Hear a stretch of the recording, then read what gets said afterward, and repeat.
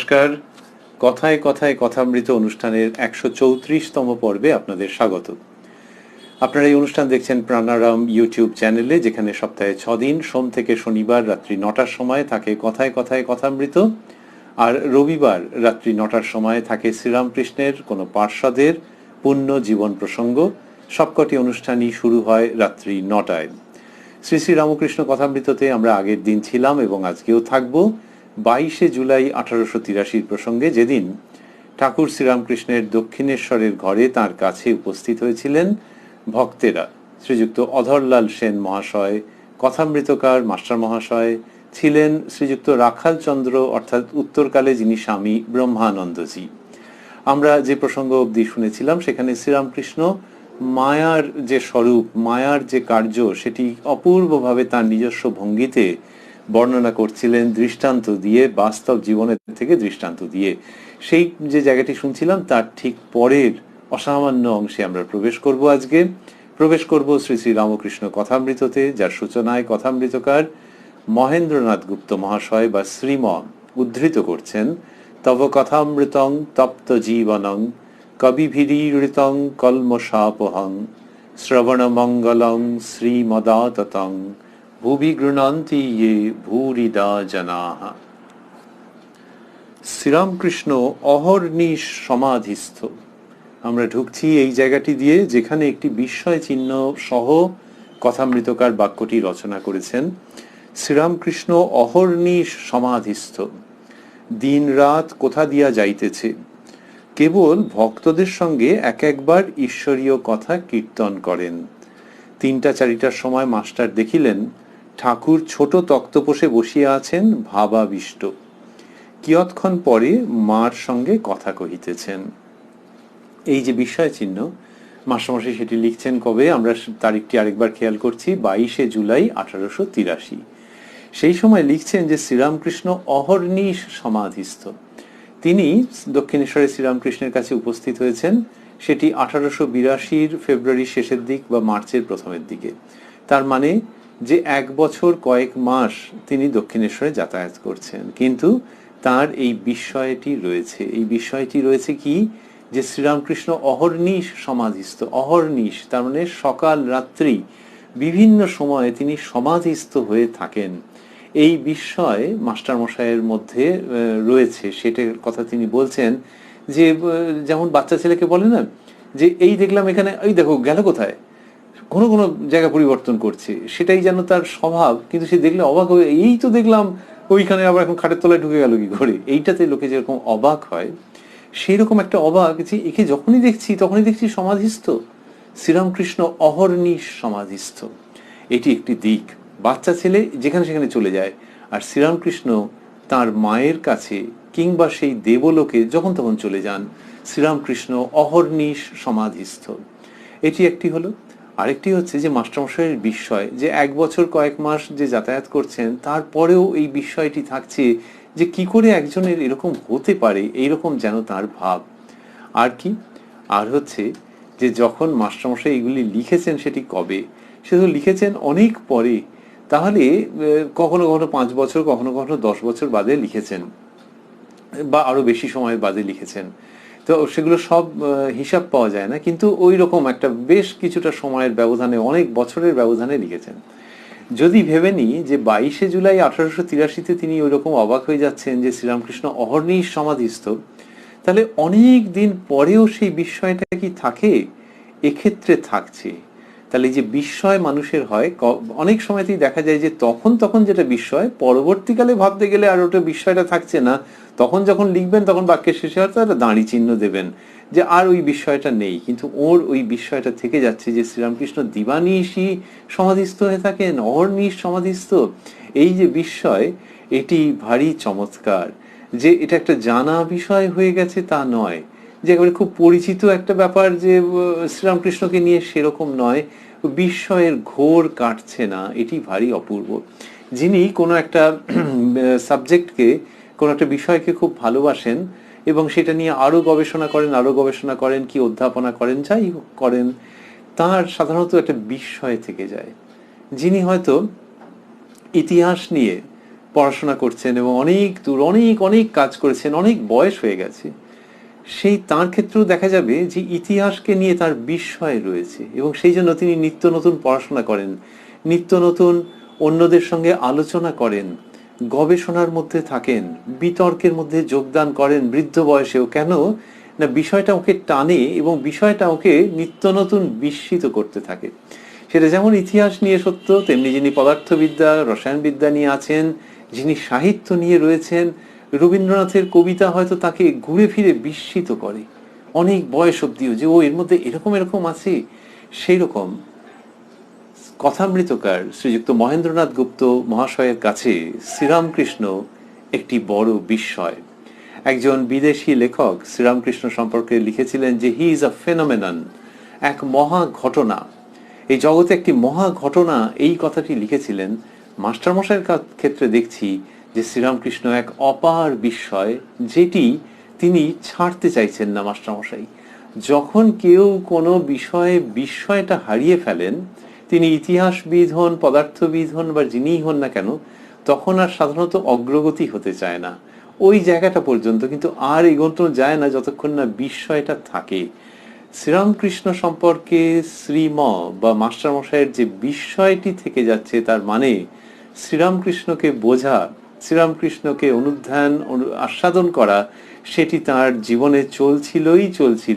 সেই জন্য যখন কলম ধরেছেন তখন ওই বিস্ময় চিহ্নটি রেখেছেন, শ্রীরামকৃষ্ণ অহর্নিশ সমাধিস্থ।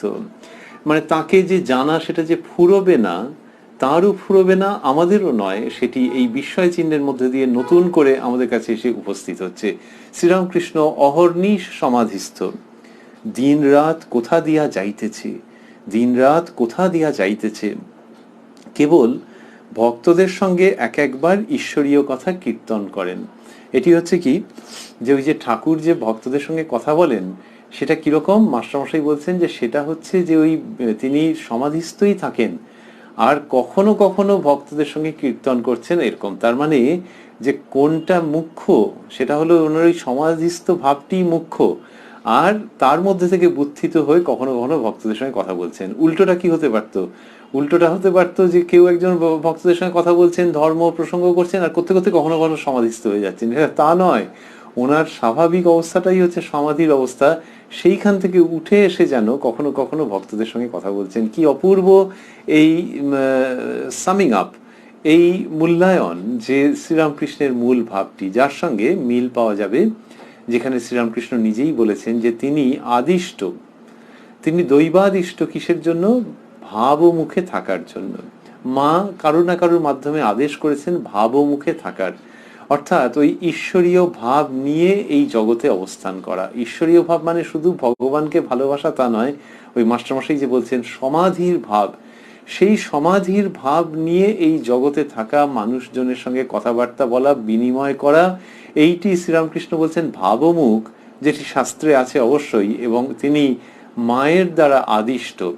সেই শ্রীরামকৃষ্ণ সম্পর্কেই যখন মাস্টারমশাই এই কথাটি বলেন, তখন আমাদের ওই ভাবের সাযুজ্য দেখে খুব আনন্দ হয় যে শ্রীরামকৃষ্ণ নিজ মুখে ভাবমুখের কথা বলেছিলেন, আর মাস্টারমশাই নিজে স্বাধীনভাবে এটি বলছেন। তার ইন্ডিপেন্ডেন্ট অবজারভেশন যে কেবল ভক্তদের সঙ্গে এক একবার ঈশ্বরীয় কথা কীর্তন করেন, ওই ভাবের থেকে, সমাধির থেকে উঠে এসে এটি করছেন। তার মানে অন্যভাবে বলতে গেলে যে শ্রীরামকৃষ্ণের যে কথা বলা, শ্রীরামকৃষ্ণের যে উপদেশ দেওয়া, এটা অন্য কোনো কথক বা উপদেষ্টা বা আচার্যের মতো নয়, যাদের অনেকগুলো কাজের মধ্যে এটাও করলেন, যেটা সম্পর্কে কিছুটা বললেন, সেরকম নয়। এটা হচ্ছে ওই যে সমাধি থেকে বুদ্ধিত হয়ে এই কথাটি বলা, এইটি মাস্টারমশাই যে বলছেন, কি চমৎকার ভাবে কথাগুলি আমাদের কাছে এসে উপস্থিত হচ্ছে এবং শ্রীরামকৃষ্ণের ভাবচিত্র নির্মাণ করে দিচ্ছে। 3টা-4টার সময় মাস্টার দেখিলেন ঠাকুর ছোট তক্তপোষে বসিয়ে আছেন ভাবাবিষ্ট। এই রচনার মধ্যেও ওই শৈলীটি থেকে যাচ্ছে। সেটি কি? সেটি হচ্ছে যে 3টে-4টের সময় মাস্টারমশাই এটা আবিষ্কার করছেন যে 3টে-4টের সময়, তার মানে হয়তো ওই সময় অন্য কোনো কাজে ছিলেন বা একটু এদিক ওদিকে কোথাও গিয়েছিলেন, আবার 3টে-4টের সময় এসে দেখছেন ঠাকুর ভাবাবিষ্ট, যে ছোট তক্তপোষে বসিয়ে আছেন ভাবাবিষ্ট, কিয়ৎক্ষণ পরে মার সঙ্গে কথা কহিতেছেন। তাহলে এই 3টে-4টে, বেলা 3টে-4টের সময় তখন ঠাকুর এরকম, আসলে হবে না কেন, উনি তো 24 ঘন্টাই ভাবের মধ্যে থাকেন, আর কখনো কখনো আমাদের সঙ্গে একটু ঈশ্বরীয় কথা বলেন। তা বললেন যে কিয়ৎক্ষণ পরে 3টা-4টার সময় মাস্টার দেখিলেন ঠাকুর ছোট তক্তপোষে বসিয়া আছেন ভাবাবিষ্ট, কিয়ৎক্ষণ পরে মার সঙ্গে কথা কহিতেছেন। মার সঙ্গে কথা কহিতে কহিতে একবার বলিলেন, মা ওকে এক কলা দিলি কেন, মা ওকে এক কলা দিলি কেন। ঠাকুর খানিকক্ষণ নিস্তব্ধ হইয়া রহিলেন, আবার বলিতেছেন, মা বুঝেছি, এক কলাতেই যথেষ্ট হবে, এক কলাতেই তোর কাজ হবে, জীব শিক্ষা হবে। এইবারে মাস্টারমশাই লিখছেন, ঠাকুর কি সাঙ্গপাঙ্গদের ভিতর এই রূপে শক্তি সঞ্চার করিতেছেন? এসব কি আয়োজন হইতেছে যে পরে তাহারা জীব শিক্ষা দিবেন? মাস্টার ছাড়া ঘরে রাখালও বসিয়া আছেন, ঠাকুর এখনো আবিষ্ট। তো বললেন যে ঠাকুর শ্রীরামকৃষ্ণ বলছেন, মা ওকে এক কলা দিলি কেন, তার মানে পূর্ণ শক্তি মা দেননি, দিতে তো পারতেনই, তাহলে সেটা এক কলা দিলি কেন। তা দিয়ে কিছুক্ষণ নিস্তব্ধ হয়ে আবার বলছেন যে মা বুঝেছি, এক কলাতেই যথেষ্ট হবে, এক কলাতেই তোর কাজ হবে, জীবশিক্ষা হবে। তা এইরকম মায়ের সঙ্গে তার কথা হচ্ছে। তো ঠাকুর মাস্টারমশাই সেই জন্য মন্তব্য করছেন যে ঠাকুর কি সাঙ্গপাঙ্গদের ভিতর এই রূপে শক্তি সঞ্চার করিতেছেন? এসব কি আয়োজন হইতেছে যে পরে তাহারা জীবশিক্ষা দিবেন? এখন এটি কার সম্বন্ধে বলেছেন সেটা পরিষ্কার নয়, মাস্টারমশাই সেটিকে ব্যক্ত করেননি। এবার বলছেন যে ঘরের মধ্যে শ্রীযুক্ত রাখালচন্দ্র বসে আছেন। এবার ঠাকুর এখনো ভাবাবিষ্ট, রাখালকে বলিতেছেন, তুই রাগ করেছিলি? তোকে রাগালুম কেন, এর মানে আছে, ঔষধ ঠিক পড়বে বলে, পিলে মুখ তুললে পর মনসার পাতা টাতা দিতে হয়। এইটারও প্রেক্ষাপট আমরা জানি না যে কেন এরকম বলেছেন, কিন্তু ঠাকুর বকেছেন সেইটি এখানে বলছেন যে তুই রাগ করেছিলি। তাহলে কি জন্য বকেছিলেন, কি বলেছিলেন সেটা না জানলেও এই প্রসঙ্গটিও খুব সুন্দর, যে ওই রকম ভাবে রাখালচন্দ্রকে স্নেহের সঙ্গে বলছেন যেন কিছুটা সেই মান ভঞ্জন করবার মতো। কার? সেই রাখালচন্দ্রের যিনি শ্রীরামকৃষ্ণের মানস পুত্র। শ্রীরামকৃষ্ণ দেখেছিলেন যে মা ভবতারিণী তিনি ঠাকুরের কোলে একটি বালককে বসিয়ে দিয়ে যাচ্ছেন। ঠাকুর চেঁচিয়ে উঠে বলেছিলেন যে আমার আবার সন্তান কি, এরকম বলেছিলেন। তো সেটি বলেছিলেন তখন, আমার পুত্র কোথায়, এরকম বলেছিলেন। তখন বলেছিলেন, মা দেখিয়ে দিয়েছিলেন যে না সেরকম নয়, মা ভাবে দেখালেন যে এটি মানস পুত্র। তাহলে কোলে ছেলে বসিয়ে দেওয়া যেতে মা বুঝিয়ে দিচ্ছেন এটি মানস পুত্র, তিনিই রাখালচন্দ্র। এবং যখন তিনি শ্রীরামকৃষ্ণের কাছে প্রথম এসেছেন, ঠাকুর প্রথমে দেখেই বুঝেছেন যে এই সেই যাকে কিনা মা দেখিয়ে দিয়েছেন, কোলে বসিয়ে দিয়ে গেছেন। তো সেই তার সঙ্গে কি সুন্দর সম্পর্ক। বলছেন তুই রাগ করেছিলি, তোকে রাগালুম কেন, এর মানে আছে, ঔষধ ঠিক পড়বে বলে, এইসব কথা বলছেন যে ঠিক ওই রাগটাগ করলে তখন কাজ হবে। এরকম ভাবে তিনি রাখালচন্দ্রকে কত ভাবে গড়ে তুলেছেন। কিন্তু এখানকার এই মধুর উক্তিটিও ভারী চমৎকার। কিয়ৎক্ষণ পরে বলিতেছেন, হাজরাকে দেখলাম শুষ্ক কাঠ। ওই হাজরা মহাশয় থাকতেন, ঠাকুরের জন্মস্থানের কাছাকাছি তার বাড়ি, এবং তিনি দক্ষিণেশ্বরে এসে বহুদিন রয়েছেন এবং একটু অন্য রকমের মানুষ। তা ঠাকুরকে ভক্তি শ্রদ্ধাও করেন, আবার এক এক সময় অড অড কথাও বলেন। তা বললেন কিয়ৎক্ষণ পরে বলিতেছেন, হাজরাকে দেখলাম শুষ্ক কাঠ, তবে এখানে থাকে কেন, তার মানে আছে, জটিলে কুটিলে থাকলে লীলা পোষ্টাই হয়। ঠাকুরের একটু কষ্ট লাগছে যে যার ভিতরে ওইটা দেখতে পাচ্ছেন না ঈশ্বরীয় বস্তু, তাহলে তিনি রয়েছেন কেন।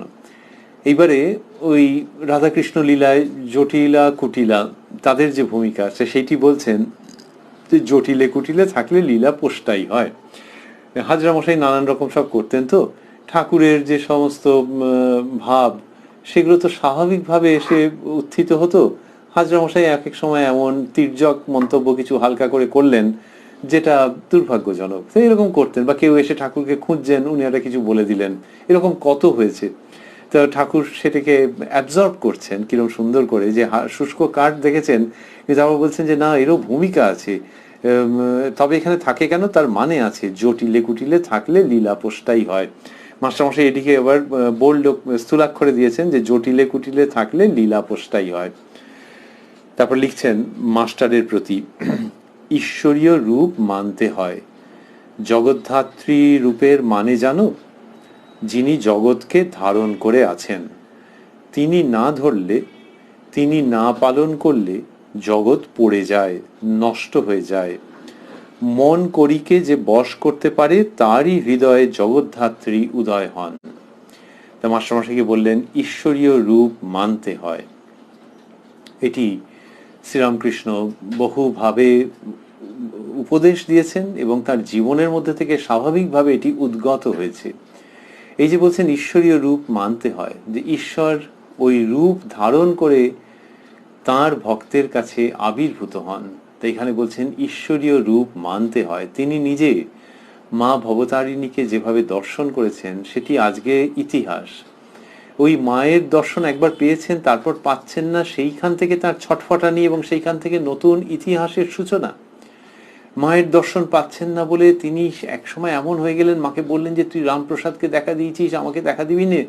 একবার তো দর্শন পেয়েছেন, লোকে তো একবার দর্শন পেলে ধন্য হয়ে যায়, কিন্তু শ্রীরামকৃষ্ণের হচ্ছে যে একবার যাকে দেখেছি, যার দর্শন পেয়েছি, তাকে তার নিত্য দর্শন পেতে হবে। সেইখান থেকে তিনি এরকম বলছেন এবং সেটা এত তীব্র হয়ে গেল, সেই হাহাকার, সেই আক্ষেপ, সেই অভিমান, যে হঠাৎ নজর পড়লো যে মায়ের পেছনে দেওয়ালে খাঁড়া ঝোলানো আছে, সেটিতে হাত দিতে যাবেন, এমন সময় অদ্ভুত দর্শন হলো তার, যে জ্যোতিতে জ্যোতিতে মন্দির ফেটে পড়ছে। সেই জ্যোতির সমুদ্রের মধ্যে তিনি হাবুডুবু খাচ্ছেন, সেই ঢেউগুলো তাকে গ্রাস করতে আসছে এবং সেখানে এক অদ্ভুত বিমল অপ্রকাশ্য আনন্দে তিনি মা মা বলতে বলতে জ্ঞান হারালেন। এইসব যার ঘটনা জীবনের, তিনিই তো এইগুলো বলেন। রাধাকৃষ্ণ, রামচন্দ্র, সীতা দেবী, মহাদেব, অন্যান্য ধর্মের প্রাণ পুরুষদের বিচিত্রভাবে শ্রীরামকৃষ্ণের দর্শন হয়েছে, পরিষ্কারভাবে তো তিনি দেখেছেন। সেই দেখাগুলো খুব জলজলে ছিল, শক্তিশালী ছিল। সেখান থেকে সেই সব ধর্মের প্রতি তার একটা মনোভাব তৈরি হয়েছে এবং সেইখান থেকেই তার শ্রীমুখ থেকে ওই সব কথা উত্থিত হয়েছে, যত মত তত পথ, অনন্ত পথ অনন্ত মত। যে ওই ওই ধর্মগুলিকে ওই রকম ভাবে তাদের প্রাণ পুরুষকে দর্শন করে এবং সেই ধর্মের অনুভূতি হওয়াতে তিনি বুঝেছেন যে বিভিন্ন ধর্মের মধ্যে দিয়ে যে অনুভূতি হচ্ছে সেগুলি একই, অর্থাৎ বিভিন্ন পথ দিয়ে সেখানে পৌঁছানো যায়। কিন্তু ওই যে দর্শনগুলি, সেগুলো তো প্রচন্ড তীব্র দর্শন হয়েছে। তার জন্য তো নরেন্দ্রনাথকে বলেছিলেন, যখন নরেন্দ্রনাথ বলছেন যে মশাই আপনি কি ঈশ্বর দেখেছেন, বলছেন যে হ্যাঁ। শ্রীরামকৃষ্ণ বলছেন হ্যাঁ দেখেছি, এই তোমাকে যেরকম দেখছি তার থেকেও স্পষ্ট রূপে দেখেছি।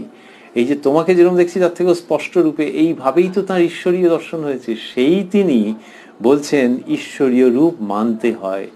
এই যে কেউ যদি বলে তাহলে সেই কথার মধ্যে সেই জোর তো থাকবে না।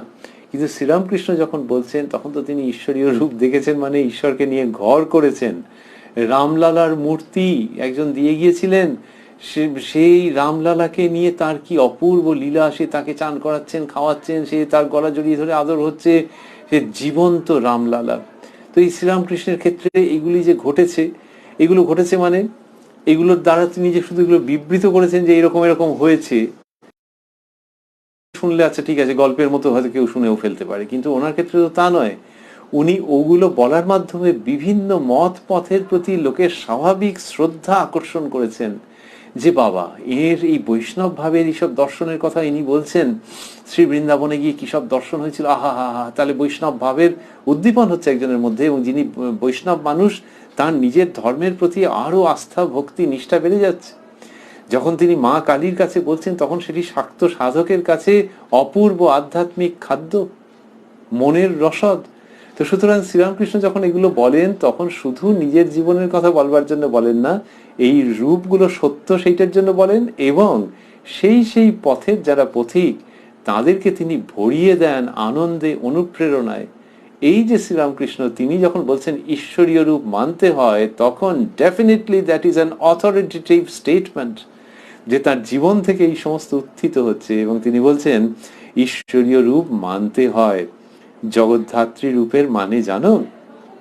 যিনি জগৎকে ধারণ করে আছেন। তিনি না ধরলে, তিনি না পালন করলে জগৎ পড়ে যায়, নষ্ট হয়ে যায়। শ্রীমা সারদা দেবীর মা শ্যামা সুন্দরী, তার ওই জগদ্ধাত্রী রূপের দর্শন হয়েছিল সেটি আলাদা ঘটনা। তিনি ওই রূপ জানতেন না, বললেন, মেয়েকে বললেন, আচ্ছা এরকম দেখেছি, এ কোন দেবী রে?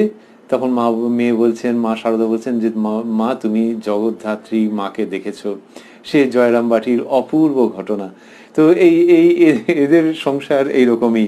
তো বলছেন যে জগদ্ধাত্রী মায়ের কথা শ্রীরামকৃষ্ণ বলছেন, তিনি না ধরলে, তিনি না পালন করলে জগৎ পড়ে যায়, নষ্ট হয়ে যায়।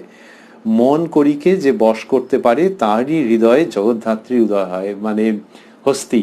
তো মন করি কে যে বশ করতে পারে তারই হৃদয়ে জগদ্ধাত্রী উদয় হয়। তা তখন রাখালচন্দ্র বলছেন, মাসমাসি লিখছেন, রাখাল মন মত্ত করি, অর্থাৎ ওই উন্মত্ত হস্তির মতো মনের অবস্থা।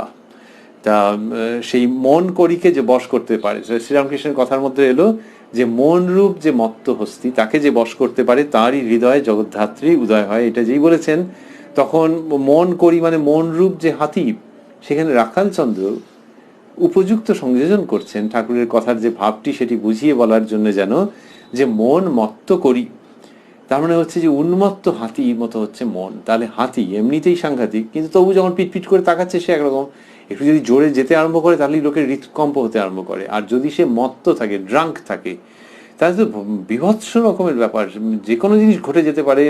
হাতি, তার উপরে আবার মত্ত হাতি। রাখালচন্দ্র বলছেন মন মত্ত করি, তাহলে মানুষের মন হচ্ছে সেই রকম মাতাল হাতি। তার মানে বুঝে নাও যে কি ধরনের বিপর্যয় সে আনতে পারে, কি ধরনের তছনছ সে করে দিতে পারে। শ্রীরামকৃষ্ণ বলছেন, সিংহ বাহিনীর সিংহ তাই হাতিকে জব্দ করে রয়েছে। জগদ্ধাত্রী রূপের যে বর্ণনা আছে সেটির কথা বলছেন, সিংহ বাহিনীর সিংহ হাতিকে জব্দ করে রয়েছে। যে মায়ের যে বাহন, তিনি হাতিকে জব্দ করেছেন। তো সেইটি আগে বলেছেন যে মন করিকে যে বশ করতে পারে তারই হৃদয়ে জগদ্ধাত্রী উদয় হয়। এই সব প্রসঙ্গ আসছে, এগুলি কোথা থেকে এলো? 22শে জুলাই 1883, সেদিন তো কোনো পুজোর ব্যাপার নয়, কিন্তু ওই শ্রীরামকৃষ্ণ যখন বলেন তখন শাঁখ ঘন্টা বেজে ওঠে, তখন পুজো শুরু হয়ে যায়, তখন দেবলোকের আবির্ভাব ঘটে এই মর্তভূমিতে। মাস্টারমশাই লিখলেন যে অহর্নিশ সমাধিস্থ তিনি, আর কখনো কখনো ওই ভক্তদের সঙ্গে ঈশ্বরীয় কথা বলেন, কীর্তন করেন। সেই জন্য তিনি যখনই বলছেন তখনই এই সমস্ত প্রসঙ্গ আসছে। জগদ্ধাত্রী পুজোর সূচনা হচ্ছে। এ আরেক রকমের অকাল বোধন, কিন্তু ভারী চমৎকার যখন শ্রীরামকৃষ্ণ এই সমস্ত প্রসঙ্গ আনছেন। আর কি, আর হচ্ছে এইগুলো কথা তিনি রাখালচন্দ্রের সমক্ষে বলছেন, যে রাখালচন্দ্র পরবর্তীকালে অত বড় সন্ন্যাসী স্বামী ব্রহ্মানন্দ, যদিও তিনি রাখালচন্দ্র বলেছেন মন মত্ত করি, কিন্তু শ্রীরামকৃষ্ণ যা বলছেন তার মধ্যে দিয়ে রাখালচন্দ্রের জীবনের জন্য তো অন্য রকমের উপকরণ থেকে যাচ্ছে, যে তিনি যে উচ্চ অবস্থার জীবন যাপন করবেন, ব্রহ্মজ্ঞ পুরুষ স্বামী ব্রহ্মানন্দজি, তাঁর উপস্থিতিতে শ্রীরামকৃষ্ণ এই মন মত্ত করি তাকে জব্দ করার কথা যে বলছেন, তাহলে এই ফরম্যাটিভ পিরিয়ডে যখন গঠিত হচ্ছেন এরা, ওই যে একটু আগে বললেন যে তোকে বকেছিলুম কেন ইত্যাদি ইত্যাদি, যখন তাকে গঠন করছেন সেই সময় এই মন যে মত্ত করি এবং তাকে যে বশে আনা, যে বশে আনতে পারে তারই হৃদয় জগদ্ধাত্রীর উদয় হয়, এই সব কথা বলছেন। এর সঙ্গে এই রাখালচন্দ্রের উত্তর জীবন বিবর্তন, বা ঠিক ঠিক বলতে গেলে পূর্ণ পরিণতি, সেটির কথা আমাদের বারবার মনে হচ্ছে। যদিও শুধু রাখালচন্দ্র শুনছেন তাই নয়, মাস্টারমশাই শুনছেন, অন্য যারা রয়েছেন তারা শুনছেন, এবং কথামৃতের কল্যাণে শ্রীরামকৃষ্ণের এই মহাবাণী জগৎ জুড়ে পরিব্যাপ্ত হয়ে পড়ছে। সন্ধ্যার পর ঠাকুর বাড়িতে আরতি হইতেছে। সন্ধ্যা সমাগমে ঠাকুর শ্রীরামকৃষ্ণ নিজের ঘরে ঠাকুরদের নাম করিতেছেন। ঘরে ধূনা দেওয়া হইল। ঠাকুর বদ্ধাঞ্জলি হইয়া ছোট তক্তপোষ্টির উপর বসিয়া আছেন, মার চিন্তা করিতেছেন। বেলঘরের শ্রীযুক্ত গোবিন্দ মুখুজ্জে ও তাহার বন্ধুগণ আসিয়া প্রণাম করিয়া মেঝেতে বসিলেন। মাস্টারও বসিয়া আছেন, রাখালও বসিয়া আছেন। তাহলে বললেন যে সন্ধ্যের পর ঠাকুর বাড়িতে আরতি হইতেছে। মাস্টারমশাই আগে একাধিকবার বর্ণনা দিয়েছেন, জানিয়েছেন যে দক্ষিণেশ্বর মন্দিরে যখন আরতি হয় তখন সমস্ত দেবালয়, যেমন মা ভবতারিণীর মন্দিরে, বিষ্ণু ঘরে, শিব মন্দিরে, সর্বত্র একই সময়ে আরতি শুরু হয়। এইবারে সন্ধ্যা হতে ঠাকুর নিজের ঘরে ঠাকুরদের নাম করিতেছেন, মানে বিভিন্ন দেবদেবীর নাম করছেন। ঘরে ধুনো দেওয়া হয়েছে, ঠাকুর বদ্ধাঞ্জলি হইয়া ছোট তক্তপোষটির উপর হাত জোর করে ছোট তক্তপোষের উপর বসে আছেন, মার চিন্তা করিতেছেন। আর হ্যাঁ, তাহলে তার মানে বেশি আলো টালো নেই ওই সময়, আর কিসের আলো থাকবে, অন্ধকার তো, হয়তো একটা কিছু দ্বীপের আলো কোথাও দেয়া আছে, টিম টিম করে জ্বলছে। সেই সময় ঠাকুর হাত জোর করে বসে ছোট তক্তপোষের উপর বসে মার চিন্তা করছেন। বেলঘরের শ্রীযুক্ত গোবিন্দ মুখুজ্জে ও তাহার বন্ধুগণ আসিয়া প্রণাম করিয়া মেঝেতে বসিলেন। মাস্টারও বসিয়া আছেন, রাখালও বসিয়া আছেন। কি অপূর্ব দৃশ্য যে ওই সন্ধ্যাবেলায় ঠাকুর ওরকম হাত জোর করে ছোট তক্তপোষের উপর বসে আছেন, আর এরা কতগুলি ছায়া মূর্তির মতো শ্রীযুক্ত গোবিন্দ মুখোপাধ্যায়, তার বন্ধুরা এসে বসেছেন, মাস্টারমশাইও বসে আছেন, রাখালচন্দ্রও বসে আছেন। তাহলে ঘরের মধ্যে এইরকম ছায়া মূর্তির মতো তারা বসে রয়েছেন, এবং বোঝাই যাচ্ছে যে শ্রীরামকৃষ্ণের উপস্থিতিতে কি বিমল আনন্দ তাদের হচ্ছে। এই সব অপূর্ব দৃশ্য কথামৃতের মধ্যে রয়েছে। দৃশ্য বললে অনেক সময় আমরা ভাবি যে বেশ আলো টালো দিয়ে একটা দৃশ্য, আর এই সমস্ত দৃশ্যের মধ্যে আলো প্রায় নেই বললেই চলে, আলো আধারির মতো হয়ে রয়েছে। সেই দৃশ্য ফোটানো তো এমনিতে খুব শক্ত। এখন নতুন নতুন ক্যামেরা বেরোচ্ছে যেখানে বলা হচ্ছে যে কম আলোতেও বিউটিফুল ফটোগ্রাফি হবে, এইরকম দাম 50,000 থেকে শুরু আমাদের, এরকম ভাবে বলা হচ্ছে। তো ওই যে কম আলোতে ছবি ওঠা কথামৃতর মধ্যে তার অপূর্ব প্রকাশ, এবং তার জন্য 50,000 টাকা লাগে না, তার জন্য একটু হৃদয়ের নিষ্ঠা লাগে, একটু সমর্পণ লাগে, একটু ভালোবাসা লাগে।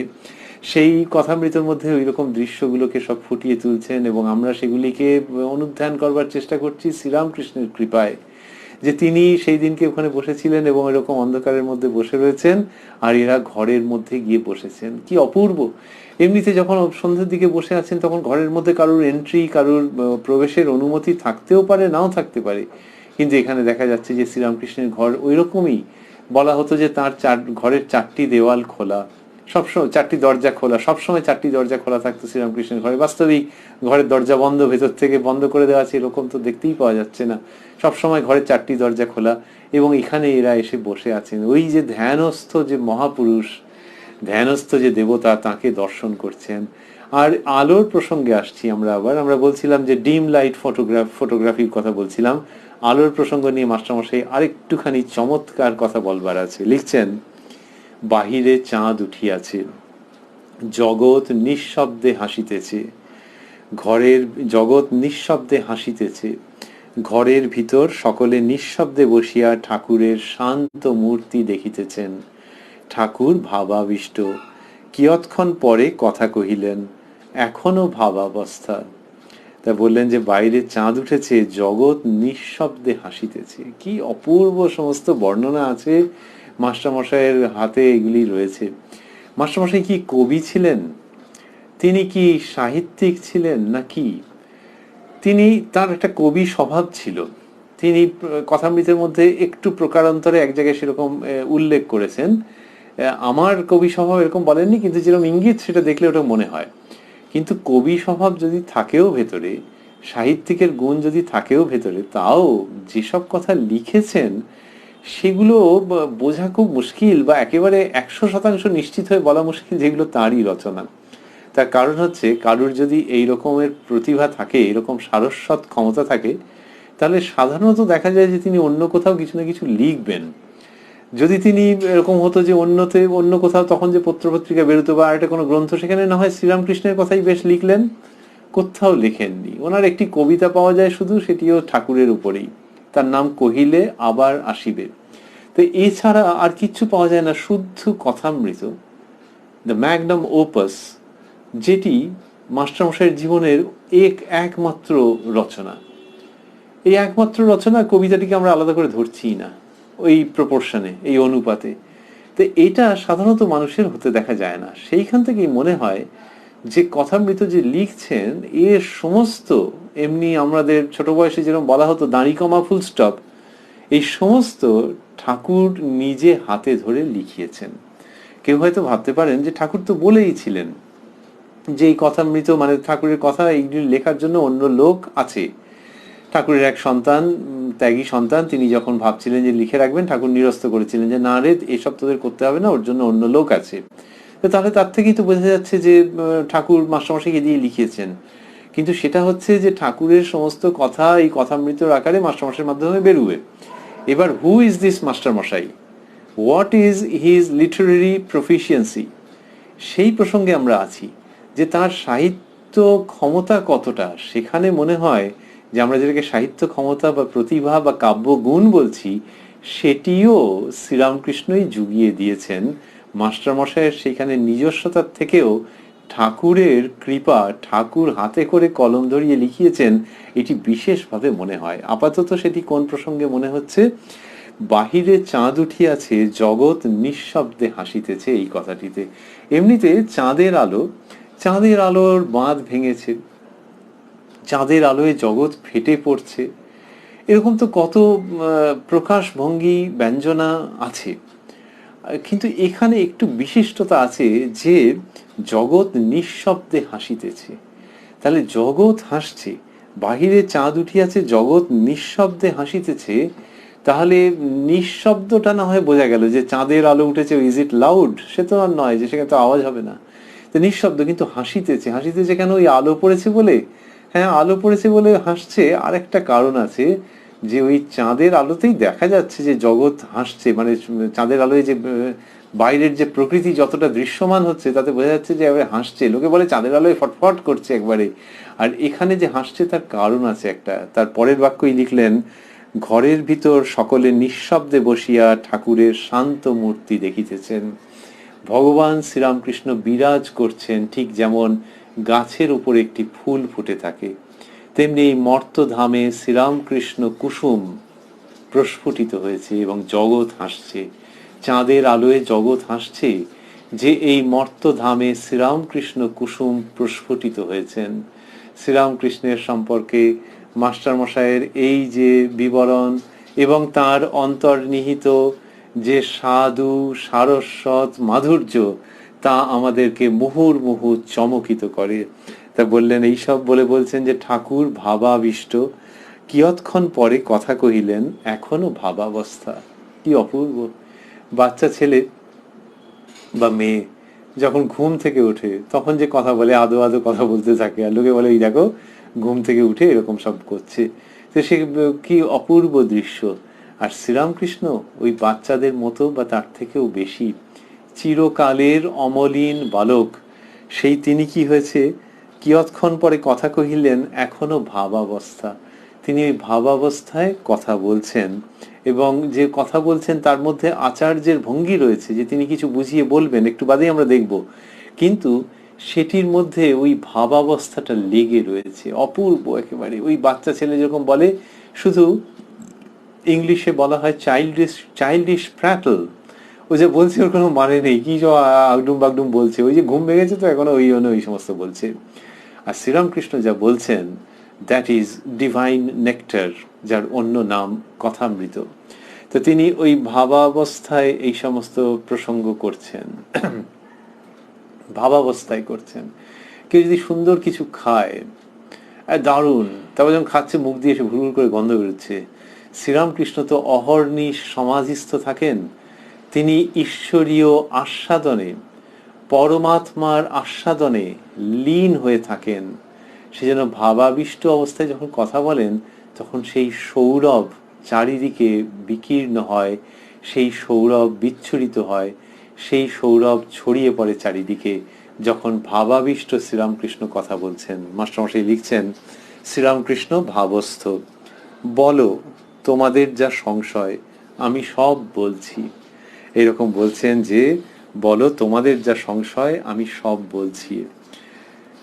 গোবিন্দ ও অন্যান্য ভক্তেরা ভাবিতে লাগিলেন যে ওরা তো ঠাকুরের কাছে শুনবেন বলে এসছেন, আর ঠাকুর এখানে বলছেন তোমাদের যা সংশয় বলো, আমি সব বলছি। কিন্তু এটি ভাবাবিষ্ট অবস্থায়। তো এরা ভাবছেন যে কি বলতে পারবেন। এই ফাঁকে আমরা ভাবছি যে যার নাম একটু আগে উল্লিখিত হয়েছে, যে বেলঘরের শ্রীযুক্ত গোবিন্দ মুখুজ্জে মহাশয় এসছেন এবং তার বন্ধুরা এসছেন। এই গোবিন্দ মুখোপাধ্যায়ের বাড়িতে শ্রীরামকৃষ্ণ আগে এর বাড়িতে উপস্থিত হয়েছিলেন, কথামৃতের মধ্যে আমরা পেয়েছি।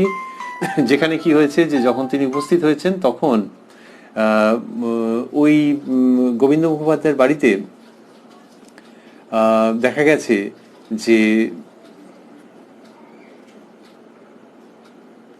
শ্রীরামকৃষ্ণ সেখানে গেছেন, নানান রকমের সেখানে ঈশ্বরীয় প্রসঙ্গ হয়েছে, এবং তারপরে ঠাকুর ধর্ম প্রসঙ্গ করেছেন, এবং তারপরে কি হয়েছে, তারপরে ওপরে যখন মধ্যাহ্নের সেবা হচ্ছে দোতলায়, তখন অদ্ভুত ব্যাপার হয়েছে যে নিচে একজন গান গাইছিলেন। সেই গান শুনতে শুনতে শ্রীরামকৃষ্ণের তখন মধ্যাহ্ন সেবা চলছে, খাচ্ছেন, প্রসাদ পাচ্ছেন, সেই সময় কি হলো যে ওই নিচে গান শুনছেন, সেটি শুনতে শুনতে তিনি সমাধিস্থ হয়ে গেলেন।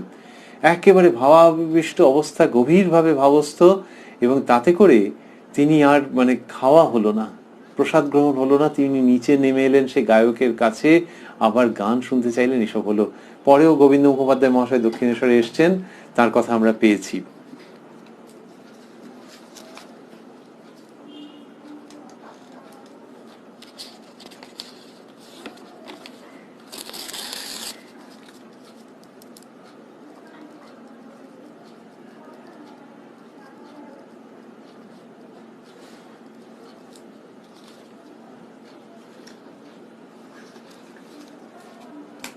সেই গোবিন্দ মুখোপাধ্যায় মহাশয় এই অন্ধকারের মধ্যে তিনি এসেছেন, যারা বসে আছেন তিনি তার বন্ধুদেরকে নিয়ে এসেছেন। এইবারে মাস্টারমশাই লিখছেন যে গোবিন্দ অন্যান্য ভক্তেরা ভাবিতে লাগিলেন, গোবিন্দ, আজ্ঞা শ্যামা এ রূপটি হলো কেন?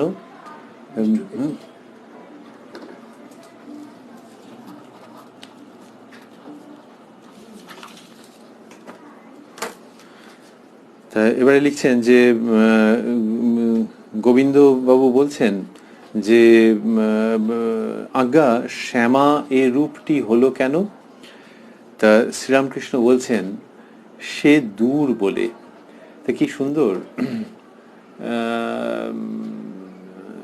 জিজ্ঞাসা করেছেন গোবিন্দবাবু যে আজ্ঞা শ্যামা এ রূপটি হলো কেন? তার মানে এরকম মায়ের যে গাত্রবর্ণ কালো, তো মায়ের গাত্রবর্ণ এরকম কেন? তা সেটা ওই ওই বর্ণটির উল্লেখ না করে কিরকম একটা যেন সংকোচ রয়েছে যে এই বর্ণটা নিয়ে প্রশ্ন করছেন, তো তা সেই জন্য বর্ণের উল্লেখ না করে বললেন আজ্ঞা শ্যামা এ রূপটি হলো কেন? শ্রীরামকৃষ্ণ বলছেন সে দূর বলে, কাছে গেলে কোনো রঙই নাই। দিঘির জল দূর থেকে কালো দেখায়, কাছে গিয়ে হাতে করে তোলো কোনো রং নাই। আকাশ দূর থেকে যেন নীল বর্ণ, কাছের আকাশ দেখো কোনো রং। ঈশ্বরের যত কাছে যাবে ততই ধারণা হবে তার নাম রূপ নাই। পেছিয়ে একটু দূরে এলে আবার আমার শ্যামা মা, যেন ঘাস ফুলের রং। কত সুন্দর করে সব বলছেন এবং উদাহরণ দিচ্ছেন। কি বললেন? বললেন যে শ্যামা মায়ের গাত্রবর্ণ কেন কৃষ্ণ সেটি বোঝাচ্ছেন। বলছেন সে দূরে বলে কাছে গেলে কোনো রঙই নাই। এবার দূর থেকে ভুল রং দেখায়, বা যে রংটা দেখায় কাছে গেলে দেখা যায় সেরকম নয়। দিঘির জল দূর থেকে কালো দেখায়, কাছে গিয়ে হাতে করে তোলো কোনো রং নাই। এটি একটি উদাহরণ দিলেন যে দূর থেকে দেখলে দিঘির জল কালো দেখায়, কাছে গিয়ে দেখো কোনো রং নাই। এই যে রং নাই, এর মধ্যে আবার একটা অন্য ব্যঞ্জনা থেকেই যাচ্ছে, সেটি হচ্ছে ওই যে সচ্চিদানন্দ যিনি নিরাকার, তাঁরই স্বরূপ প্রকাশিত হতে পারে যদি তুমি খুব কাছে চলে যাও। সেটিও ইঙ্গিতের মধ্যে দেখাচ্ছেন যে দিঘির জল দূর থেকে কালো দেখায়, কাছে গিয়ে হাতে করে তোলো কোনো রং নাই। আকাশ দূর থেকে যেন নীল বর্ণ, কাছের আকাশ দেখো কোনো রং নাই। দূর থেকে নীল রং দেখাচ্ছে, আর যখন কেউ আরো উপরের দিকটাতে উঠে যাচ্ছেন স্পেসে, তখন আর সেই রং দেখতে পাচ্ছেন না। এই তো পদার্থবিদ্যায় ব্যাখ্যা আছে তার, যে কেন এরকমটা হচ্ছে। কাছের আকাশ দেখো কোনো রং নাই। ঈশ্বরের যত কাছে যাবে ততই ধারণা হবে তার নাম রূপ নাই। এইবারে এনে মিলিয়ে দিচ্ছেন যে তার নাম রূপ নাই, অর্থাৎ ওই একটি সত্তা, তিনি নানান রকমের রূপে প্রকাশিত। যত তুমি কাছে যাবে তত এটি বুঝতে পারবে যে তার নাম রূপ নাই। রূপ নাই বললেই হতো, কিন্তু নামের প্রসঙ্গটা এই জন্য আসছে যে নামের সঙ্গে রূপ, রূপের সঙ্গে নাম জড়িত হয়ে আছে। যখন কেউ কারুর নাম বলছেন, কোনো মানুষেরই ধরা যাক, তখন তার রূপটি ফুটে উঠছে। আবার যখন রূপটি ছবিতে দেখতে পাওয়া যাচ্ছে, বলছে ও এ তো আমাদের অমুক। তাহলে নাম রূপের মধ্যে ওই রকমই সম্পর্ক। একই সঙ্গে দুটির কথা বললেন যে ঈশ্বরের যত কাছে যাবে ততই ধারণা হবে তার নাম রূপ নাই। পেছিয়ে একটু দূরে এলে আবার আমার শ্যামা মা।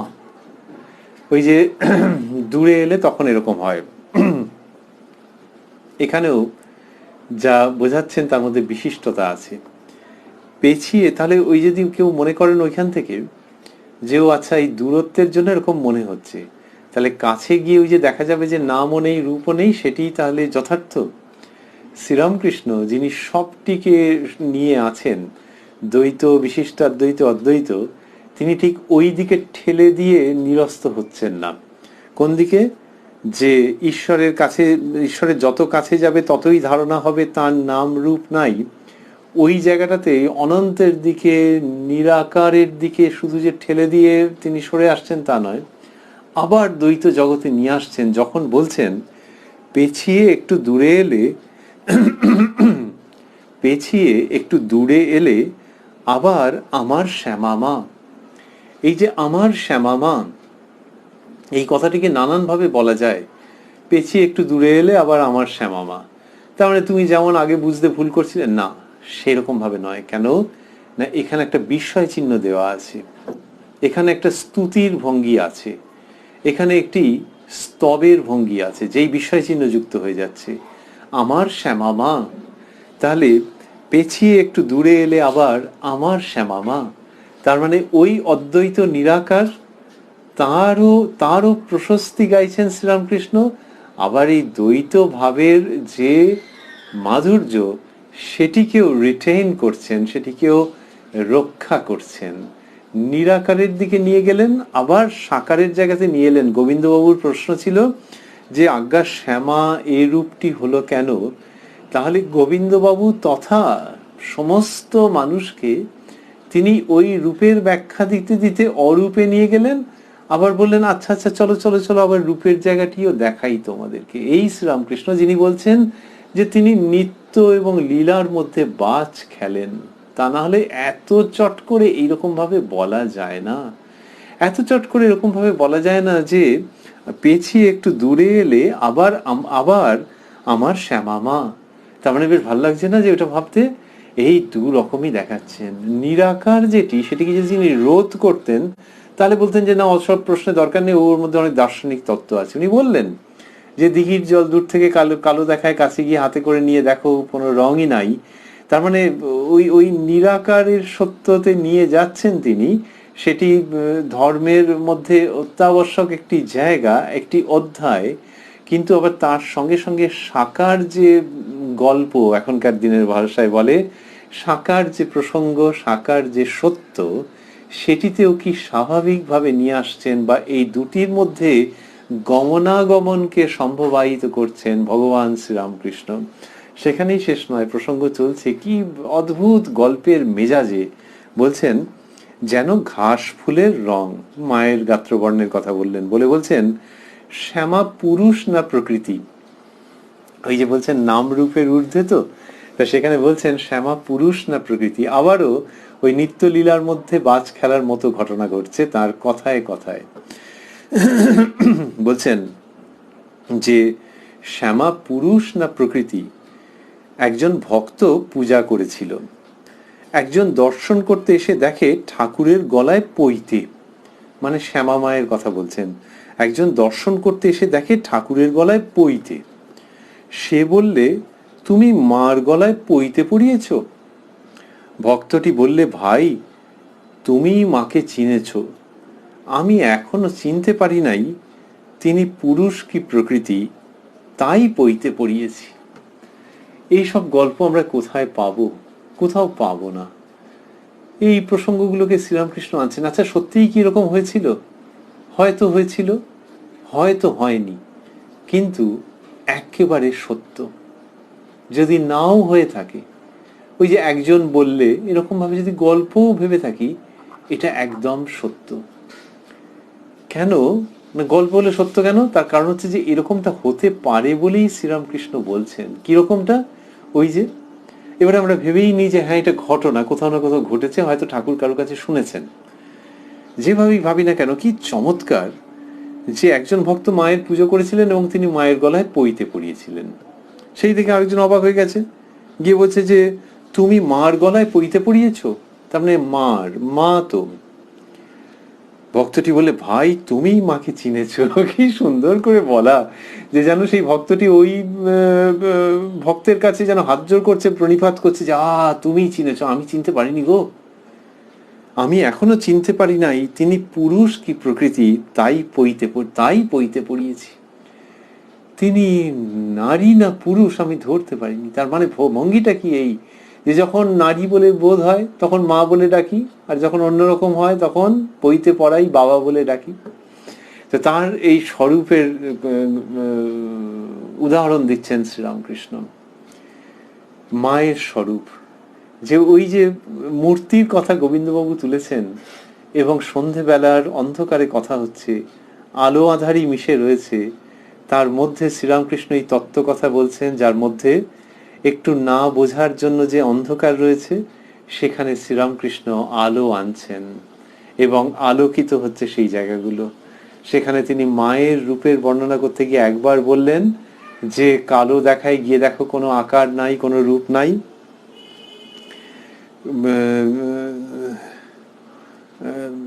কাছে গিয়ে তোলো, কোনো রং নাই, দিঘির জলের কথা বলেছেন। এবং এটিও বলেছেন যে তার নাম নাই, রূপ নাই, এই সমস্ত প্রসঙ্গ বলেছেন। এখন আবার বলছেন যে তার যে রূপের যে জায়গাটা, যদি রূপের জায়গাটাতে একটু থাকি আর একটু লিঙ্গার করি তাহলেও না একটুখানি আছে ব্যাপার। তার মানে হচ্ছে যে তুমি যে জিজ্ঞেস করেছো না, এই সব গুলিয়ে টুলিয়ে যাওয়ার মতো ব্যাপার আছে, কিন্তু খুব আনন্দের আছে, এর মধ্যে অদ্ভুত সত্য আছে। ওই একটা স্ট্যাটিক রূপে যদি দেখে থাকো, একটা স্থির কিছুতে দেখে থাকো, তারপর আরো যাওয়ার আছে। এবং সেখানে গেলে যদি তুমি রূপ থেকে অরূপে নাও গেলে, রূপের মধ্যে থাকলে সেখানে আবার কিরকম হয়েছে জানো, একজন পইতে পড়িয়েছিল বলে এই প্রসঙ্গে নিয়ে চলে এলেন। এনে বলছেন যে তিনি বলছেন আমি এখনো চিনতে পারি নাই তিনি পুরুষ কি প্রকৃতি, তাই পইতে পড়িয়েছি। মায়ের রূপকে নিয়ে এই ধরনের সব ঘটনা ঘটেছে, মায়ের রূপকে নিয়ে এরকম ঘটনা ঘটেছে। গানের মধ্যে আছে মায়ের বর্ণনায়, মাথার মুকুট গগনে ঠেকে, মাথার মুকুট গগনে ঠেকে, মায়ের এই বর্ণনা। আচ্ছা, মাথার মুকুট যেটি আছে সেটি তো একটা, তার তো নির্দিষ্ট আকার আছে, কিন্তু সাধক কবি লিখছেন মাথার মুকুট গগনে ঠেকে, তাহলে সেই মুকুট গগন পর্যন্ত বিস্তৃত, যে দেখতে জানে সে জানে। আবার এই যে মায়ের মধ্যে যে দু রকমই আছে এই যে ভাব, পুরুষ এবং প্রকৃতি, প্রকৃতি ভাবও আছে, পুরুষ ভাবও আছে মায়ের মধ্যে। এই প্রসঙ্গটি ধরে ভাবতে ভাবতে ভাবতে ভাবতে আমাদের ওই মা যে কালী, যে ভবতারিণী, তার সঙ্গে যিনি অভিন্না, সেই মা শারদামণির প্রসঙ্গ মনে পড়ে, যার সম্পর্কে গানে বলা হয়েছে তুমি পুরুষ কি নারী বুঝিতে নারী, তুমি সাজিলে বৃন্দাবনে হৃদি কমলাসনে, একবার বিরাজ গো মা হৃদি কমলাসনে। তো যেখানে বলা হচ্ছে যে তুমি পুরুষ কি নারী বুঝিতে নারী, মা শারদাকে দেখে আবারও আরেকজন ভক্ত কবি বলছেন, সাধক বলছেন যে তুমি পুরুষ কি নারী বুঝিতে নারী। তাহলে মা শারদাকে দেখেও তার এইটি মনে হচ্ছে, সেই মা শারদাকে যিনি শ্রীরামকৃষ্ণের উপলব্ধি, ঘোষণা, শিক্ষা অনুযায়ী মা ভবতারিণীর সঙ্গে অভিন্না, যে মা ভবতারিণী এক রূপে মা শারদামণি, এক রূপে মা চন্দ্রমণি, শ্রীরামকৃষ্ণের জন্মদাত্রী মা। এইখানে শ্রীরামকৃষ্ণ বলছেন তার শ্রীমুখে যে ওই মায়ের রূপ, বলছেন যে মাকে এরকম বুঝতে পারা যায় না, নানান রকম আছে। বুঝতে পারা যায় না মানে হচ্ছে যে বোঝার চেষ্টা ছেড়ে দাও তা নয়, কিন্তু এখন যেরকম ভাবছো যে এই রকমটাই, সেরকম নয় গো, আরো এগুতে হবে, মায়ের ইচ্ছায় মায়ের দিকে আরো এগুনো যায়, তখন এইরকম এরকম সব অনুভূতি হতে আরম্ভ করে। তারপরে আরো বলছেন শ্রীরামকৃষ্ণ, যিনি শ্যামা তিনিই ব্রহ্ম, বলছেন যিনি শ্যামা তিনিই ব্রহ্ম, যাঁরই রূপ তিনি অরূপ, যিনি সগুণ তিনি নির্গুণ, ব্রহ্ম শক্তি শক্তি ব্রহ্ম, অভেদ, সচ্চিদানন্দময় আর সচ্চিদানন্দময়ী। এই কথা বললেন। তাহলে বলছেন যে যিনি শ্যামা তিনি ব্রহ্ম। এই শ্রীরামকৃষ্ণের অন্যতম ভাব, যেখানে তিনি এইভাবে বলেছেন যে ব্রহ্ম এবং কালী অভেদ।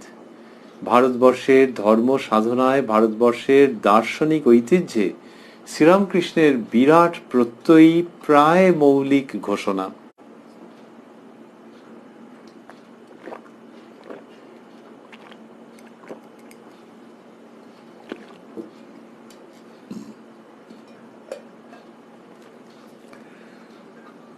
তিনি বলছেন যিনি শ্যামা তিনিই ব্রহ্ম। তার মানে মা কালী এবং ব্রহ্ম অভিন্ন। এইটি এরকম জোর দিয়ে সচরাচর বলতে দেখা যায় না কাউকে। ব্রহ্ম আমাদের শাস্ত্রে আছেন নির্গুণ ব্রহ্ম, সগুণ ব্রহ্ম। কিন্তু একটি ধাপ ছাড়িয়ে আরেকটি ধাপে যাওয়া, সগুণ ব্রহ্মের যে অনুভূতি, সেখান থেকে উত্তীর্ণ হয়ে সেটিকে অতিক্রম করে গিয়ে নির্গুণ ব্রহ্মের অনুভূতি। কিন্তু শ্রীরামকৃষ্ণের মৌলিকত্বের জায়গাটি মোটামুটি এইখানে যে ওই তিনি যখন সগুণের কথা বলেন, দ্বৈত ভাবের কথা বলেন, তখন এইটিকে পরিষ্কার করে উপস্থাপন করেন যে ওই দ্বৈত রূপের মধ্যেই সেই অদ্বৈত রয়েছেন। অন্যভাবে বলতে গেলে তিনি যা বলেন সেটির মধ্যে এটি প্রধান রূপে থেকে যায় যে এই দ্বৈতভাবে যদি কেউ নিমজ্জিত হয়ে যায়, তাহলে আর ওই প্রশ্নটা অবান্তর থেকে যায়, ওই প্রশ্নটা জোর করে আনার মতো হয়ে যায় যে এর অদ্বৈত অনুভূতি হবে। তো দ্বৈত অনুভূতি যদি নির্ভেজাল হয়, যদি শুদ্ধতম হয়, তাহলে don't ask any further question. এটি শ্রীরামকৃষ্ণের ভাব, যেখানে তিনি সচ্চিদানন্দ সাগর এবং ভক্তিহিমে বরফ হয়ে যাওয়ার কথা, সাপ কুণ্ডলি পাকিয়ে থাকলেও সাপ, হেলে দুলে চললেও সাপ, এই রকম একাধিক প্রসঙ্গের মধ্যে একেবারে পরিষ্কার করে ওইটি বলেন যে কুণ্ডলি পাকিয়ে চলছে যে সাপ, তাকে যদি কেউ দেখে তাহলে কি সাপকে দেখেনি? এই জন্য যে ওই কুণ্ডলি পাকিয়ে থাকা দেখে, যখন এঁকে বেঁকে চলছে, সর্পিল গতিতে যখন চলছে যে সাপ, সেটা দেখলে কি সাপটাকে দেখা কমপ্লিট হলো না, সম্পূর্ণ হলো না, যেহেতু তাকে কুণ্ডলি পাকিয়ে থাকতে দেখেনি? অথবা কুণ্ডলি পাকিয়ে থাকতে দেখলে তাকে কি ওই সর্পিল গতিটাও তাকে দেখতেই হবে? এইটা যে বলছেন, এর মধ্যে অন্য জিনিস আছে। এবং বলছেন যে ওই সর্পিল গতিতে যে এঁকে বেঁকে যে যাচ্ছে, ইংলিশে যাকে রিগলিং মোশন বলে, ওই রকম ভাবে যে যাচ্ছে, ওইটা দেখলে কুণ্ডলি পাকানোটাও মনে পড়ে, আবার কুণ্ডলি পাকানো দেখলে ওই রিগলিং মোশনও মনে পড়ে, এঁকে বেঁকে চলাটাও মনে পড়ে। এর মধ্যে দিয়ে দুটোকেই রক্ষা করছেন সমভাবে।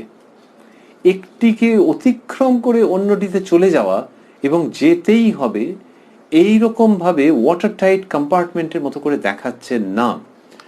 গানে আছে, আমি কালী ব্রহ্ম জেনে মর্ম, ধর্মাধর্ম সব ছেড়েছি। রামপ্রসাদ সেন মহাশয়ের গান। তো সেইটি শ্রীরামকৃষ্ণ তার জীবনে, ওই জন্য আমরা বলছিলাম যে অত্যন্ত প্রত্যয়ী এবং প্রায় মৌলিক ঘোষণা যেভাবে শ্রীরামকৃষ্ণ নিয়ে এসেছেন। এক, দুই হচ্ছে যে দ্বৈতবাদীর কাছে এই কথা বলেছেন, অদ্বৈতবাদীর কাছে বলেছেন, শুধু দার্শনিকদের কাছে নয়, দ্য প্র্যাকটিসিং পিপল, যাদের জীবন চর্যার মধ্যেই ধর্ম আছে, তাদের কাছে শ্রীরামকৃষ্ণ অত্যন্ত জোরালো ভাষায় এটিকে স্থাপন করেছেন, কালী ব্রহ্ম, ব্রহ্মই কালী। আবারও ভাবছি আমরা যে কালী চিন্তাই ব্রহ্ম চিন্তাতে নিয়ে যাবে, সচ্চিদানন্দকে নিয়ে যাবে। একটু আগে যেরকম বলেছেন যে কাছে এগিয়ে গিয়ে দেখো, কিন্তু সেখানে উনি ওইটা রাখছেন না যে ওই সচ্চিদানন্দের অনুভূতি হলে তবেই বুঝতে হবে যে কালী ভাবনা ঠিক ঠিক এগিয়েছিল এবং তুমি যথার্থ পথ অবলম্বন করে অগ্রসর হয়েছিলে, ওই রকমটা রাখছেন না। ওই রকম যে রাখার ভঙ্গি, তার মধ্যে ওই হায়ারার্কি থাকে, যে এই নিচের তলা থেকে উপরের তলা, সেই ভাবটি শ্রীরামকৃষ্ণের মধ্যে খুঁজে পাওয়া যাচ্ছে না যখন এই ধরনের উক্তি করছেন, এত জোর দিয়ে করছেন। আর আমরা মনে রাখছি ওই দৃশ্য 22শে জুলাই 1883 সন্ধ্যার সময় নিজের ছোট খাটটিতে বদ্ধাঞ্জলি হয়ে বসেছিলেন একটু আগে, সেই তিনি ভাবস্থ হয়ে ভক্তদের সঙ্গে কথা বলছেন যিনি শ্যামা তিনিই ব্রহ্ম, যাঁরই রূপ তিনিই অরূপ, যিনি সগুণ তিনি নির্গুণ, ব্রহ্ম শক্তি শক্তি ব্রহ্ম, সচ্চিদানন্দময় আর সচ্চিদানন্দময়ী। এই সব অসামান্য প্রসঙ্গ যেখানে কিনা বললেন তিনি যে যিনি শ্যামা তিনিই ব্রহ্ম, এটি হলো। আরেকটি বলছেন যাঁরই রূপ তিনিই অরূপ। এটা আর একটা অতিরিক্ত ব্যঞ্জনা নিয়ে উপস্থিত হচ্ছে। যাঁরই রূপ তিনিই অরূপ, তার মানে হলো যে এই রূপ এবং অরূপ এই দুটি যার কেয়ার অফ তিনি একজন। শ্রীরামকৃষ্ণ এটা বলেছেন যে তিনি সগুণ তিনি নির্গুণ, তাহলে সেই তিনিটিকে, এইটা শ্রীরামকৃষ্ণের যে আধ্যাত্মিকতা যে দর্শন তার অন্যতম মূল সুর, যে যিনি সগুণ তিনি নির্গুণ, তার মানে একটি সত্তা, সেই সত্তা কখনো সগুণ। কেউ কেউ যদি ভাবে যে সগুণ যাদেরকে ভাবছে বা রূপ নিয়ে যাকে ভাবা হচ্ছে বা যারা ভাবছে তারা একটু নিচের লেভেলে আছে, দাঁড়াও, তাদের জন্য কথা আছে। যে সেই তিনি কখনো সগুণ কখনো নির্গুণ অর্থাৎ নিরাকার, এবং তার মানে হচ্ছে যে নির্গুণ নিরাকার যদি বুঝলে তাতেও শেষ হলো না, কারণ আমি তো শুরু করা হয়েছিল কি দিয়ে, সেই তিনি। আর শ্রীরামকৃষ্ণ বলছেন যে তিনি সগুণ তিনি নির্গুণ তিনি আরো কত কি। তাহলে যে রূপ এবং অরূপ বলা হয় আরো কত কি, এবং অরূপ দর্শন হয়, এটি শ্রীরামকৃষ্ণ এনে এই ভাবের জগতে তোলপাড় করে দিচ্ছেন।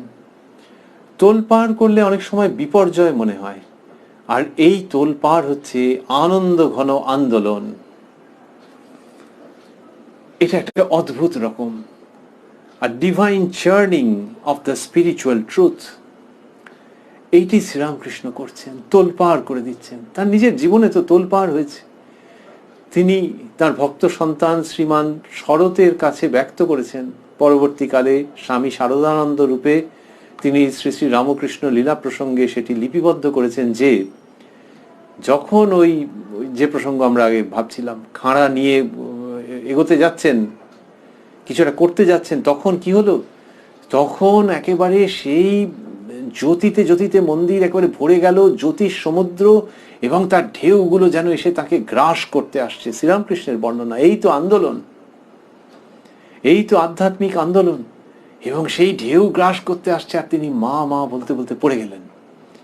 সেই শ্রীরামকৃষ্ণ অধ্যাত্ম জগতে আন্দোলন আনবেন না, তোলপাড় করবেন না? তিনি তো করছেন, এইটা শ্রীরামকৃষ্ণ করছেন। কিন্তু মা বলছেন, বাবা তিনি কিছু ভাঙতে আসেননি, তোলপাড় কিন্তু কিছু ভাঙে না। শ্রী শ্রী মা বলছেন তিনি কিছু ভাঙতে আসেননি, তিনি গড়তে এসেছেন। তো তিনি এই তোলপাড় করছেন, করে নতুন ভাবের জন্ম দিচ্ছেন, যেখানে বলছেন যাঁরই রূপ তিনিই অরূপ।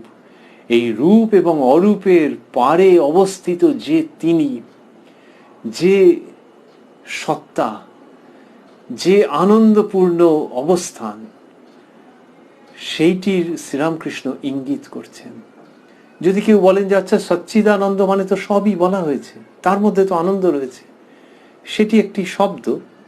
আর শ্রীরামকৃষ্ণ যে বলছেন এই ভাবটির মধ্যে দিয়ে একটি অপূর্ব হাতছানি যেন রয়েছে। উপনিষদে বলা হচ্ছে দ্বে বিদ্যে বেদিতব্যে পরাচ অপরাচৈব। পরাবিদ্যা এবং অপরাবিদ্যা, অপরাবিদ্যা যেটি গ্রন্থে লেখা আছে, এমনকি ধর্মপুস্তকও অপরাবিদ্যা। আর পরাবিদ্যা যার দ্বারা কি হয়, তদক্ষরম অধিগম্যতে, সেই তাঁকে জানা যায়, সেই অক্ষর অস্তিত্বকে জানা যায়। ওই যে সেই তাঁকে, উপনিষদই এটা বলছেন যে যাকে জানা যায় সেটা একটা অন্য রকমের বিদ্যা। এই ধর্মের গ্রন্থের মধ্যে সেটা নেই, ধর্মের গ্রন্থের সহায়ক হতে পারে, কিন্তু তার মধ্যে দিয়ে সেই যাকে পাওয়া যায়, সেই যে বিদ্যা, ওই বিদ্যা, তারই নাম হচ্ছে পরাবিদ্যা। সেটি একজন আরেকজনকে প্রদান করতে পারেন, কিন্তু সেটা গ্রন্থে লিখিতভাবে নয়, উচ্চারিত শব্দের দ্বারা নয়, তার একটা অন্য কোনো আছে পদ্ধতি, মেথড অফ ট্রান্সমিশন হয়তো একটি দৃষ্টির দ্বারাই হয়ে গেল। সেই পরাবিদ্যার মধ্যে, তার ঘোষণার মধ্যে, মুন্ডক এবং অন্যত্র যে ঘোষণা আছে তার মধ্যে দিয়ে বোঝা যায় যে তার নিত্য নতুন উচ্চারণ হতে থাকবে, নিত্য নতুন প্রকাশভঙ্গি হতে থাকবে। শ্রীরামকৃষ্ণ যখন বলছেন যাঁরই রূপ তিনিই অরূপ, তখন সেই পরাবিদ্যার এক নবীন উচ্চারণ আমাদেরকে পুলকিত করে, আমাদেরকে বিস্মিত করে, আমাদেরকে অভিভূত করে এবং আনন্দিত করে। সেই শ্রীরামকৃষ্ণই বললেন যে যিনি সগুণ তিনি নির্গুণ, ব্রহ্ম শক্তি, শক্তি ব্রহ্ম, অভেদ, সচ্চিদানন্দময় আর সচ্চিদানন্দময়ী। ওই যে সচ্চিদানন্দের কথা বলা হয়, তিনি কখনো পুরুষ কখনো নারী, এই ধারণাটিতে নিয়ে এসে যেন এই জায়গাটিকে তিনি র্যাপ আপ করছেন, এটির উপসংহার করছেন যে সচ্চিদানন্দময় আর সচ্চিদানন্দময়ী, অর্থাৎ দেব দেবীর যে রূপ দেখছো তার মধ্যে সচ্চিদানন্দের ইঙ্গিত থেকে যাচ্ছে। কিন্তু আবারও আমরা ভাবছি যে সচ্চিদানন্দ বলতে যে নিরাকার নির্গুণ সত্তার কথা বলা হয়, শ্রীরামকৃষ্ণ তাকেও ছাপিয়ে যাচ্ছেন, একটা এমনই অনুভূতির জায়গাকে তিনি নির্দেশ করছেন খুব স্পষ্টভাবে, এবং সেই দিকে তিনি আহ্বান জানাচ্ছেন মানুষকে। আমরা আজকে এইখানেতেই থামবো। আমরা রয়েছি শ্রী শ্রী রামকৃষ্ণ কথামৃতের উদ্বোধন কার্যালয়ে প্রকাশিত যে সংস্করণ, তার 246 পৃষ্ঠায়।